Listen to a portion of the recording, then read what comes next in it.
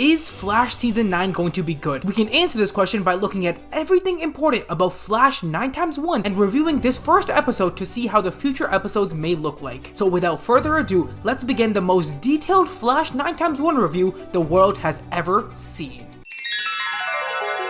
The first important thing I want to talk about in episode 9x1 happens exactly 1 minute and 30 seconds into the episode, where we see the team is still doing over-the-top sci-fi stuff, right? They're doing all this like explosions, boom, boom, boom, you get him, Chester, now your turn, Allegra, blow up, like, okay. So right away, that right there was an immediate turn off. Why am I don't want to see that. I do not want to see that. I really thought for the final ever season, we would kind of go back to its roots. We'd be like, okay, let's look at the Flash killing people. Let's look at some cool, like, you know, some cool lightning attacks. But no, we're doing all this super sci-fi stuff that we never saw in season 1, 2, 3, 4, blah, blah, blah. And you know, people can make the argument, oh, but Kosho, they're just evolving, dude. They're evolving. Let them evolve. But why are you evolving somewhere that people don't want you to evolve? Do you guys get what I'm saying? Like, an evolution is supposed to be a good thing for a show. But if you know it's not a good thing, then chill. Go back, buddy. Step backwards. But on a good note, in this scene, we can also see the CGI is very much improved. I'm not gonna lie, the CGI looks very, very good. Like, wow. This right here is some of the best CGI I've seen from a long time. Like, I think season 4, when like the Thinker was happening, all of his scenes, I think you can compare it to that, to be honest. And I wrote some notes down on why that could be. And I wrote right here, if you guys can see, if you like zoom in with your eye, I wrote right here, money issue solved. Like, you guys think like maybe that's why the CGI is better? Maybe the money problem is solved because it would make sense. Now they're only giving 12 episodes instead of 22, so like they have a lot more money to work with in these episodes. Maybe that's why the CGI is better. So CW, that's 1 point for positive and 1 point for negative. Let's continue. The next thing I want to talk about happens at 5 minutes and 50 seconds in, when Cecile has telepathic powers. As we all know, this isn't like a new thing. She's been having them, right? But the thing I have a problem with is the inconsistency here. One season she doesn't have the powers. One season she becomes pregnant and she loses her power or something, but then she gets the powers back, and then she doesn't get the powers back, and then now she has telekinesis, and now she can throw balls around. Like, it's so confusing. It's so confusing. Ugh. And hey, maybe some of you are gonna say, hey Kosho, it's your fault for not paying super attention to detail, but I shouldn't have to pay such attention to detail. It should be clear enough by just watching the show as a regular person what is going on. Me not knowing when Cecile has her powers or like when they're gone just shows how inconsistent the show is, and I do not like it at all. I don't like it, dude. Please. Like, you either give Cecile the power and like let her build up the power so we can see her becoming a good hero, or you don't. But you can't just like make her be a good hero and then take it away and then be like, oh, now you can throw soccer balls. Like, pick one, kid. And that's 2 points for the negative. Let's continue. Now this thing, oh my god, I'm so happy about. I'm so happy about. This happens exactly 9 minutes and 30 seconds into the episode, and we find out slow motion has returned in the show Flash. Oh my god. Oh. I never understood this, but for a show that's like all meant to be about fast speed, all like the cool throwing stuff, why did the slow motion scenes ever leave? Like, why did we stop seeing moments like this? It was easily the coolest part about the Flash and the superhero himself, and most of all, the Flash hero himself shines the best when we see him at a slower slow motion rate, because we can see him like thinking super fast, doing all these things slow motion while everyone else is paused. Like, that is the best way we can visualize what he's doing. So right away, them bringing it back, I'm so happy about it. This is such a big plus. Wow. And now, speaking about cool concepts that we don't see enough of, now let's talk about what happens 11 minutes into the episode when we see that the map book was introduced. A map book is a thing where Barry Allen goes into the future and he comes back and he writes all the stuff that he knows will happen in the future in his little diary. This map book is a notebook essentially saying everything that is already gonna happen, and Barry kind of just uses it as like a route to kind of guide his life. He knows what's gonna happen next, so he kind of just, you know, follows the course of life. Really cool concept. I love it. But the one thing that was a little bit weird about this scene right here is, why would Barry Allen, like, I feel like this was a little bit of a flaw on his character. Why would he just expose the map book to someone else that doesn't know about it? Like, he just tells Iris, he opens it and he's like, Iris, you're gonna be pregnant. Whoa, that was such a big red flag. Whoever wrote that scene needs to be fired. Over there, fired. Like, why would you tell your loved one, Barry, what are you doing, sweetheart? You're gonna tell your loved one a special moment. Like, being pregnant is a really like special thing, right? It's supposed to be like a secret. All these pregnant reveals, you guys can see how emotional it is, right? And he's just gonna tell his significant other that she's gonna be pregnant. He's just gonna tell her. Hello? I felt like that was such a big wrong move from him, because he took this big sentimental moment away from her, and he just took all the shock factor away from her. He took all the surprise and just threw the surprise away. great. Good job, Barry. So I personally think her reaction was super validated. If I was being pregnant and like Barry Allen came and kissed me or something, I would be like, why would you tell me that? Why would you tell me I'm gonna be pregnant now? What are you doing, you know? So I completely agree with her side. And ladies and gentlemen, don't worry, because things are still going up, because only a couple minutes later into the episode, at exactly 14 minutes and 30 seconds, we are introduced to a concept that we haven't seen in a long time. Repeating days, also known as time loops. We finally have a time loop after so long. I'm pretty sure the last time we had a time loop was like Savitar era. I'm assuming most of you know what a time loop is, but basically it's like when Barry Allen messes with the time force, the timeline, and he's just stuck in the same day over and over again. I always thought this concept was so cool. I'm such a big fan of like timeline concepts. I'm a huge fan of like, if you do this, if you manipulate this happens to the timeline. I love that entire concept about the show, and I'm so happy they're bringing it back. This is like probably the biggest plus of the show so far.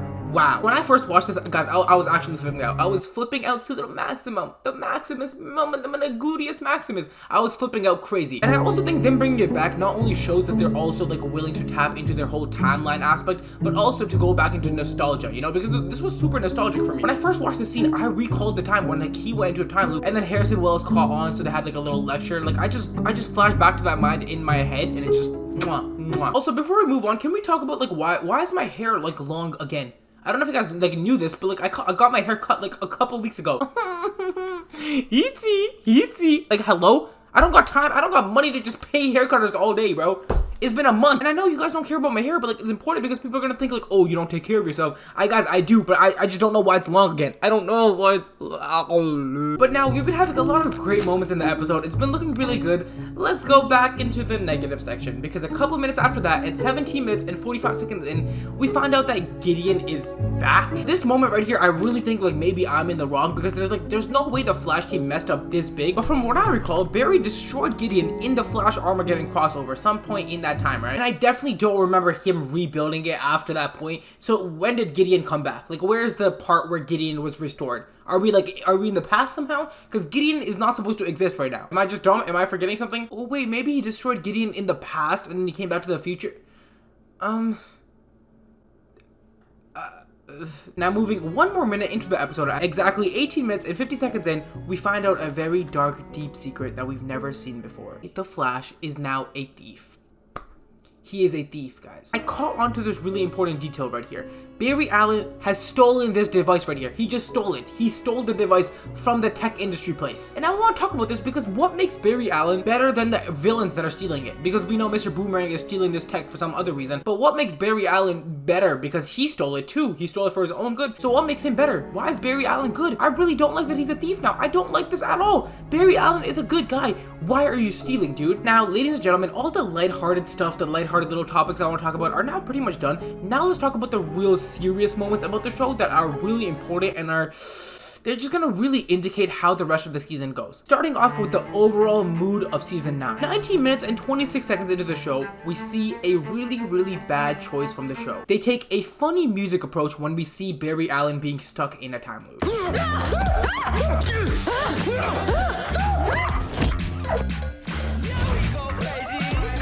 Let me guess. Whatever you and Chester did didn't work. Yeah, but don't worry, we're not going to make the same mistake twice. Guys, the first time Barry was in a time loop, I think it was like season 2, season 3. It was one of the early seasons, right? And he was a very stressed out person. He was going to Harrison Wells. He was like, oh, why am I repeating the same day? Like, what's going on? He was stressed, and that like built up anticipation. It built up suspense. I was hooked on. I'm like, wait, what's going on? Why is it the same day? I was genuinely hooked, right? But now them turning it into a funny comedy scene kind of completely takes that away. It takes it away completely. The dramaticness is ruined, the suspense is ruined, and now I just personally, as a viewer, don't care as much about him being a time loop because they made it so lighthearted. Why did they do that? Why? And this is a great indicator of how the rest of the season is going. The serious approach that we loved in the early seasons where everything was suspenseful and actually serious, they've turned it into just a funny sitcom, a funny comedy show.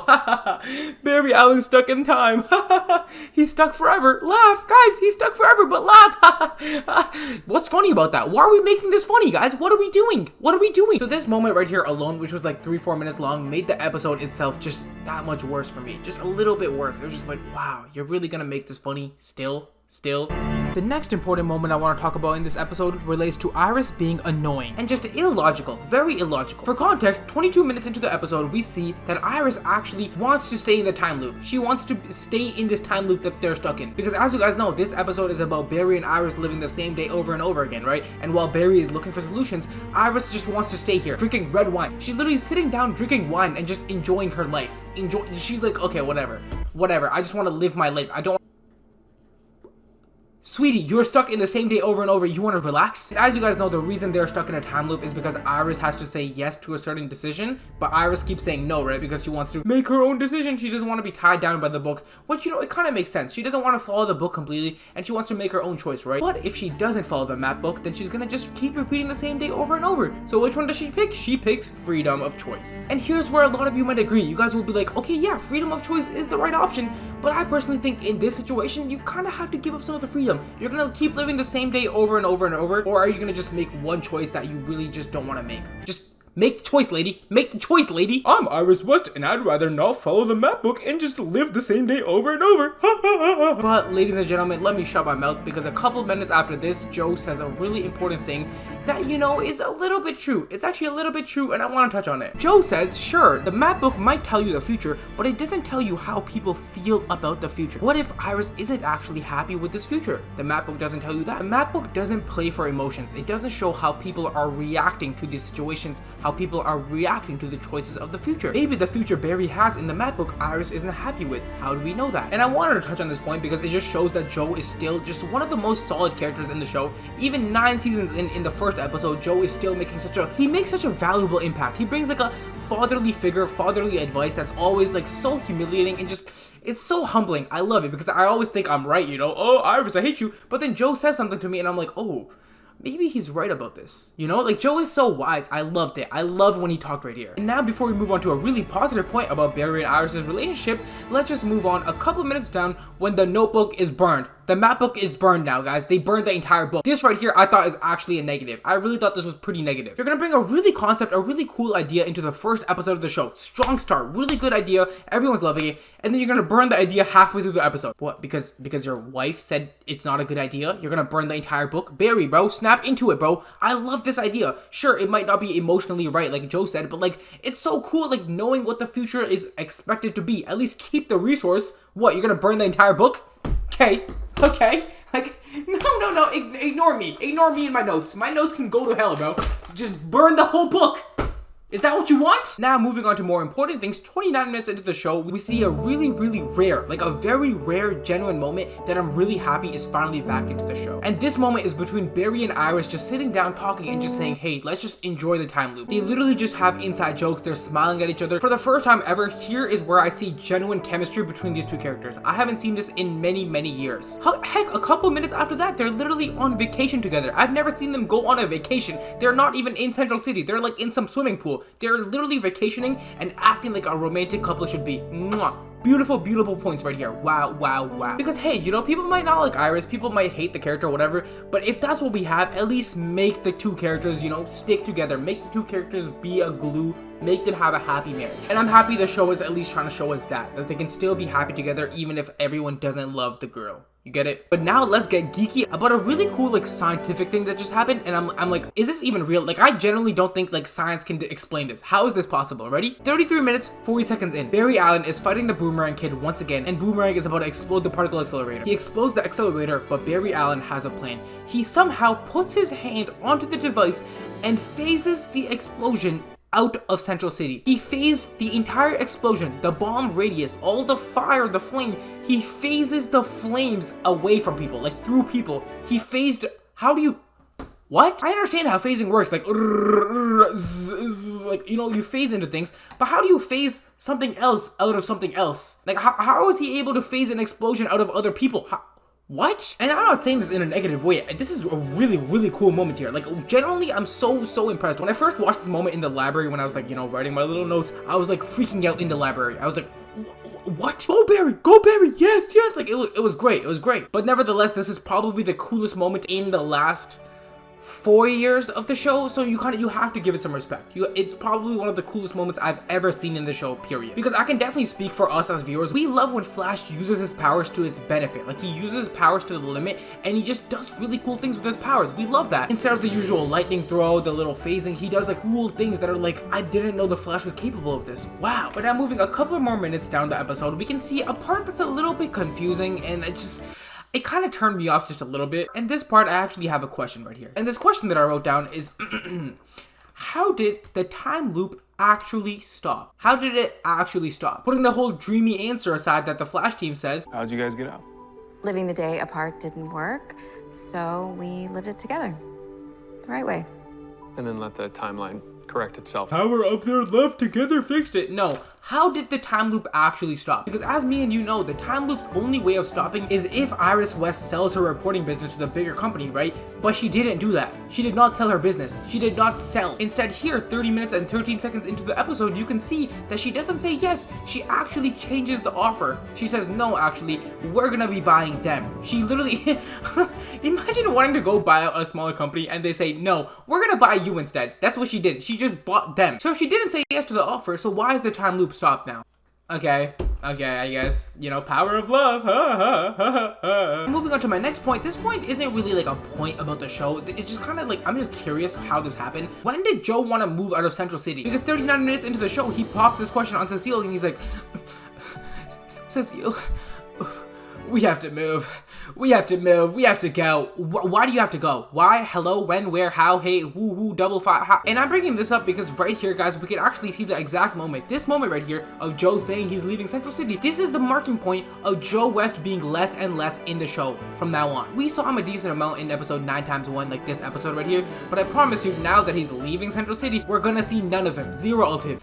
But now, ladies and gentlemen, after this very, very long, in-depth analysis, let's move on to the final, really important point of Season 9, Episode 1. Right down here. Can you guys see it? Can you see it? Follow my brown finger. Look, right here. Right here. This is the moment. Can you guys see it? This big chunk right here is the point. Okay? Okay. 41 minutes and 37 seconds into the first episode, Red Death is revealed. Why is Red Death revealed now? Answer me. Don't just sit there and watch the video. Answer me right now. And here I wrote I get both sides of the argument, but actually I don't.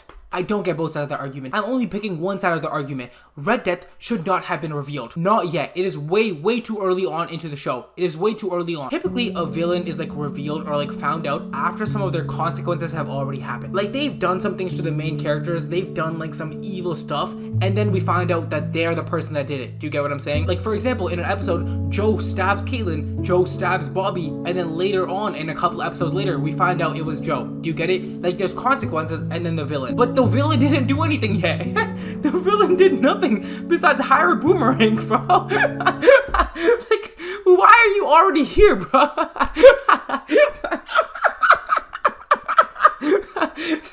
This poor villain didn't even get a chance to do a single thing, and we already know it's Red Death here. And I know the other side to this argument is there's only 12 episodes into the season. We have to keep things moving. We gotta do it quick, but at least wait till like episode 3, episode 4, you know? Maybe don't bring it in so quick. Like, damn.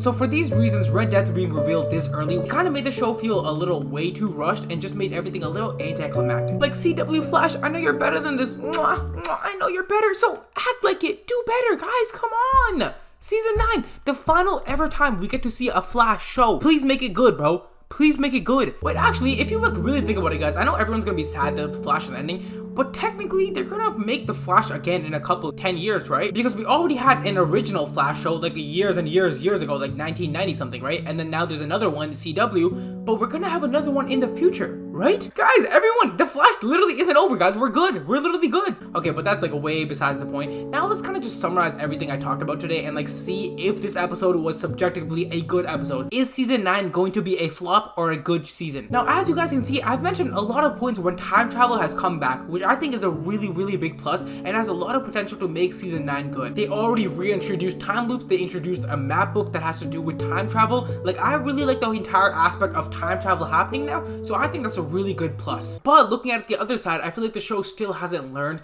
that like the show isn't meant to be super funny. It's not supposed to be a funny show, so I hate that they're still going back to the funny comedy of everything. And if they continue on with that, I could see why the season 9 will like really flop. And wait guys, I almost forgot a really big point. I wrote it down. I just really like I forgot to say it. But 34 minutes into the episode, we see like this really cringe kiss between Chester and Allegra after they were like saved from the explosion. But it was so unnecessary. Like it wasn't even needed then. The stakes weren't even crazy high, and it was a full-on make-out sesh. It was so like ew. And he said fracking. And he said fracking. You guys heard that, right? He said fracking. Ew, bro.